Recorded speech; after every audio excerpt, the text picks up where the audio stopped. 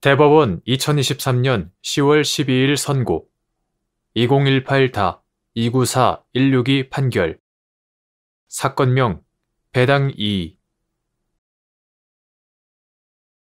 별채권 행사에 따른 부동산 경매 절차에서 채무자 회생 및 파산에 관한 법률 제349조 제1항에 따라 조세 채권자에게 직접 배당하는 조세 채권의 범위 체납 처분의 원인이 된 조세 채권의 압류 당시 실제 체납액 및 국세징수법 제47조 제2항에 따라 압류 이후 발생한 위 체납액의 초과 부분이 포함되는지 여부 소극 채무자 회생 및 파산에 관한 법률 이하 채무자 회생법이라 한다. 채무자 회생법은 파산 절차에서 총 채권자의 공평한 만족을 실현하기 위하여 파산 관제인에게 파산재단의 관리, 처분에 관한 권리를 부여함으로써 파산 관제인이 파산 절차의 중심적 기관으로서의 역할을 수행하도록 하고 있다. 특히 채무자 회생법 제473조, 제475조, 제476조, 제477조는 국세징수법에 의하여 징수할 수 있는 청구권, 이하 조세채권이라 한다. 조세채권 채무자의 근로자의 임금, 퇴직금 및 재보상금 등을 재단채권으로 정하면서 재단채권은 파산 절차에 따르지 않고 파산채권보다 먼저 수시로 변제하고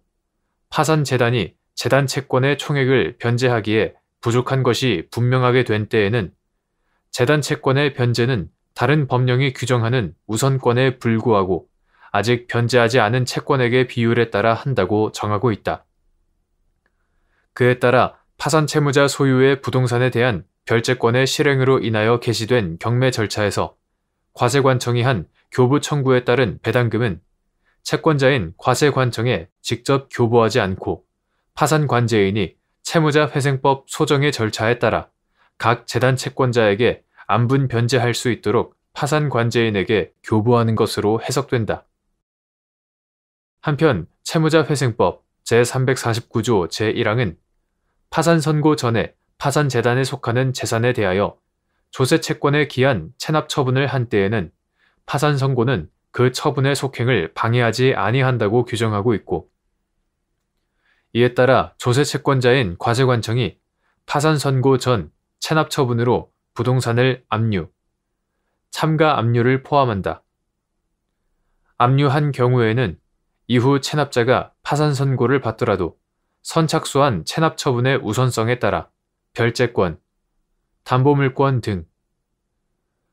별채권 행사에 따른 부동산 경매 절차에서 조세채권자가 매각대금으로부터 직접 배당받을 수 있다. 다만 채무자 회생법 제349조 제1항은 파산 선고 전 체납 처분이 있었던 경우에 한하여 파산 선고 후에도 체납 처분을 속행할 수 있다는 것을 특별히 정한 규정이므로 과세관청이 이와 같이 예외적으로 직접 배당금을 교부받을 수 있는 조세채권의 범위를 판단함에 있어서는 조세채권이 가지는 재단채권으로서의 지위, 파산재단 부족 시 파산관제인을 통해 안분 변제받도록 되어 있는 재단채권의 원칙적인 변제 방법 등을 충분히 고려하여 엄격하게 해석해야 한다. 부동산에 대한 국세징수법상의 체납처분 절차와 민사집행법상 담보권 실행을 위한 경매 절차를 조정하는 규정이 없는 우리의 민사집행 제도 하에서 국세징수법 2018년 12월 31일 법률 제16098호로 개정되기 전의 것 이와 같다. 국세징수법 제47조 제2항은 세무서장이 한 부동산 압류의 효력은 당해 압류 재산의 소유권이 이전되기 전에 국세기본법 제35조의 규정에 의하여 법정 기일이 도래한 국세에 대한 체납액에 대하여도 미친다고 규정하고 있다.